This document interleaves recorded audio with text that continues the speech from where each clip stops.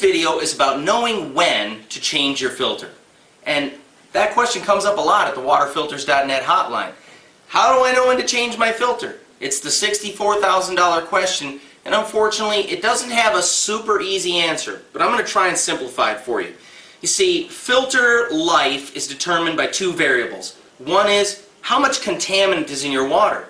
This filter is going to last a lot longer in a water supply that has very low sediment compared to, let's say, a well water that was just drilled recently that's gushing up loads of sand and crud. That guy is going to be changing this filter much more frequently than someone with a low sediment situation. So the amount of contaminant in the water is one variable. The other variable is how much water are you actually using? How many people live in the home? How many restrooms are there? How much water is actually going through this filter cartridge on a daily, weekly, monthly basis? And that varies from situation to situation. So, to take the guesswork out of it, install liquid-filled pressure gauges before and after each of your filter housings. This will give you a before, will give you a baseline number. This is X number of pressure. Let's say that this inlet side reads 60.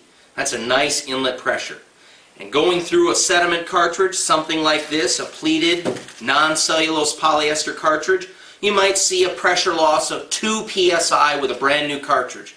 That number will increase, and so you started out at 60, over here you're 58, then you come back 3 weeks later and it reads 57. And you come back a month later and it reads 50.